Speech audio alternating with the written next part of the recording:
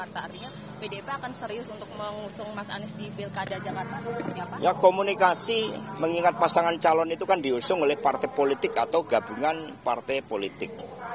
Komunikasi dengan PKB juga sedang dilakukan. Ada Pak Said Abdullah, ada Pak Ahmad Basarah yang kemudian secara intens membangun komunikasi. Tidak hanya buat Jakarta tetapi juga beberapa wilayah-wilayah yang lain.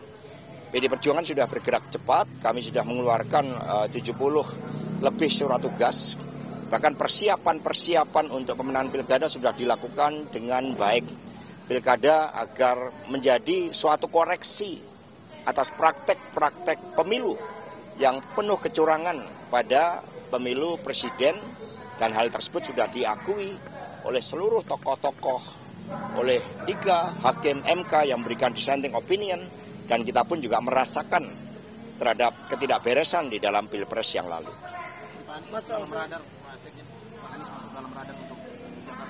Ya, Mbak Puan kan sudah menyampaikan bahwa Pak Anies menarik. Artinya benar akan dipertimbangkan, Mas. Ideologi bagi PDIP harga mati ya, Mas? Ya, kalau kita lihat ideologi itu memerlukan suatu topangan di dalam implementasinya. Satunya kata dan perbuatan. Memerlukan topangan etika dan moral. Ada orang yang mengaku ideologis tapi perilakunya tidak memperhatikan etika dan moral. Itu bukan ideologis. Sehingga perspektifnya ideologi harus menjadi ideologi kerja. Falsafah harus menjadi landasan kebijakan-kebijakan pemerintah negara. Dan partai belum mengambil keputusan terhadap siapa yang akan dicalonkan sebagai calon gubernur dan wakil gubernur.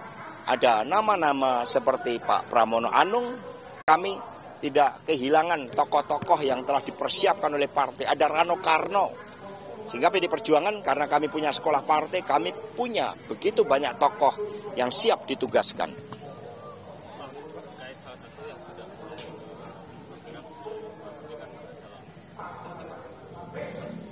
Apa?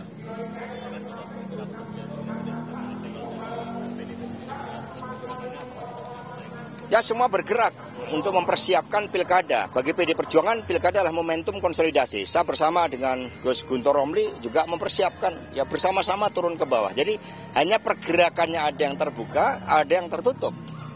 Tetapi langkah-langkah menyiapkan pilkada serentak itu telah dilakukan oleh PD Perjuangan, termasuk melalui rapat kerja nasional yang lalu.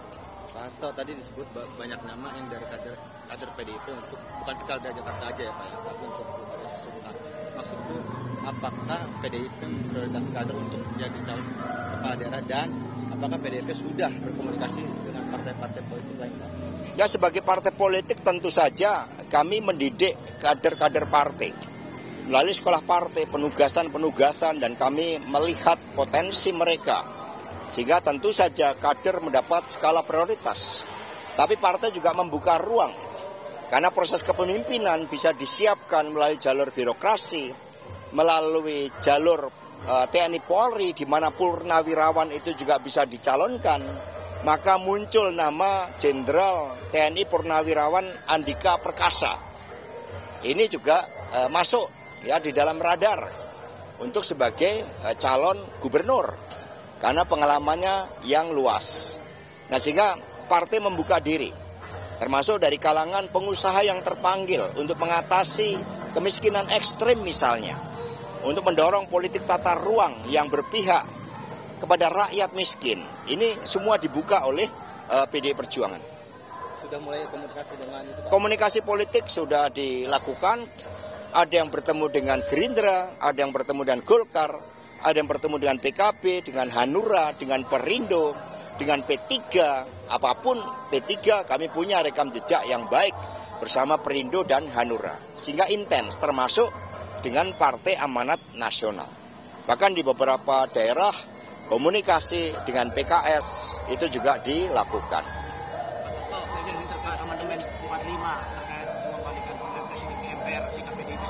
Itu sudah saya jawab pada tanggal 6 Juni kemarin.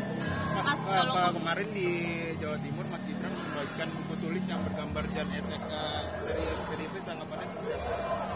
Ya, kita mendidik anak-anak kita dengan keteladanan. Ketika saya kecil, buku-buku itu dibagi dengan gambar pahlawan nasional, Pangeran Diponegoro, Jenderal Sudirman, kemudian Bung Karno, Bung Hatta, Raden Ajeng Kartini. Itu dulu ketika kami kecil.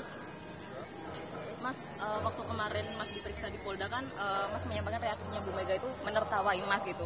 Kalau terkait pemeriksaan besok Bukan menertawai, gitu, ya salah itu. Iya. Ya. Kalau terkait pemeriksaan besok reaksinya Bu Mega gimana nih Mas di KPK? Diperiksa belum, masa udah reaksi? Ya, Kan? terkait pemanggilan KPK Mas. Ya, saya datang karena KPK yang mendirikan Bu Mega.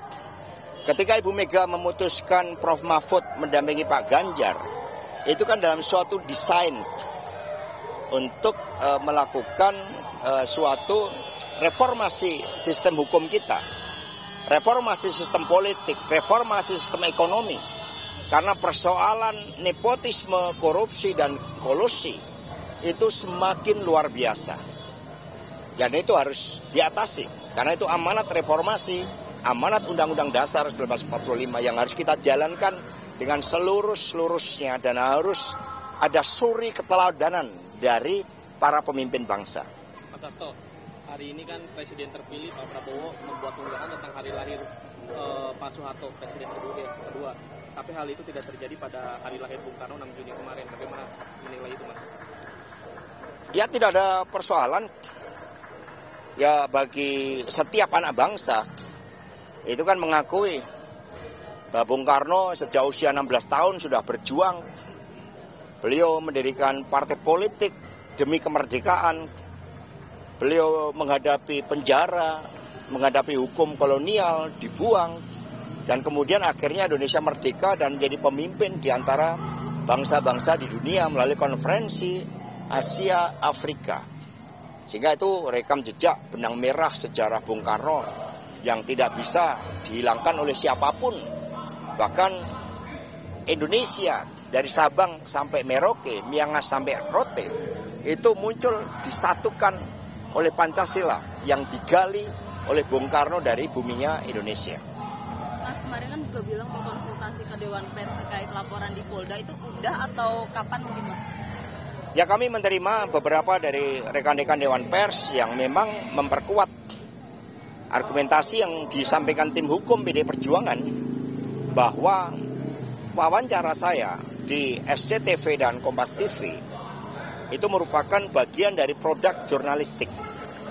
Sehingga sekiranya ada persoalan terkait hal tersebut harusnya ke Dewan Pers, bukan menjadi persoalan pidana. Karena memang dalil-dalil yang membuktikan apakah pernyataan saya itu menghasut di muka umum? Kan tidak di muka umum. Kemudian apakah itu ada berita hoax atau bohong yang menimbulkan kerusuhan?